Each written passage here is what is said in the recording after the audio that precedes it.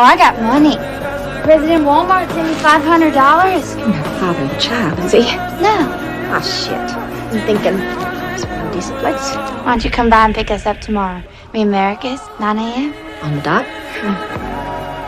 She left me at the hospital, just like my ex-boyfriend did.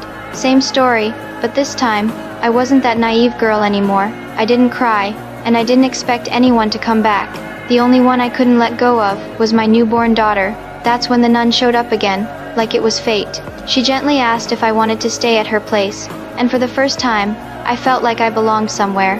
From that day on, I finally had a home, a woman more trustworthy than my own mother. Life slowly started to get better.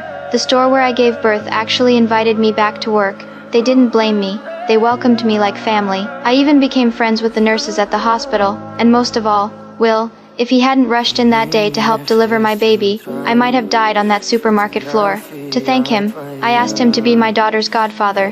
He was shocked, so I took a picture of the three of us. That's when I fell in love with photography. I started going to the library often, reading every book I could find, and I spent more and more time with Will. His eyes were always gentle, always steady. I knew he liked me. He was just waiting for me to turn around, but I knew what it felt like to be left behind. So when I casually said I'd never fall in love again, I saw the light fade from his eyes. He went quiet. 3 years went by just like that. Those 3 years were the most peaceful in my life. My daughter grew up fast. Will became the one I trusted most. I often left her with him when I had things to do.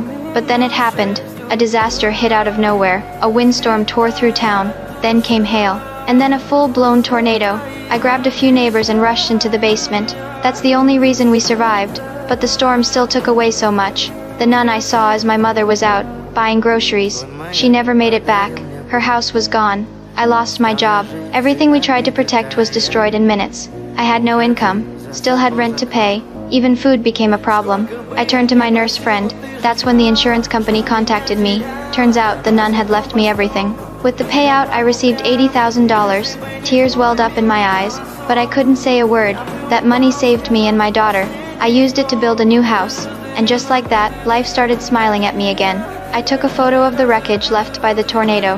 The image was so powerful, it won a major award. Overnight, I became famous. Photography events started calling me in from everywhere. I became a known name in the industry. I traveled a lot, stayed out for days shooting. Will took care of my daughter when I was gone. Years ago, I couldn't read his feelings, but now I could. He loved me. He always had. And that day, when he finally worked up the courage to confess, I turned him down.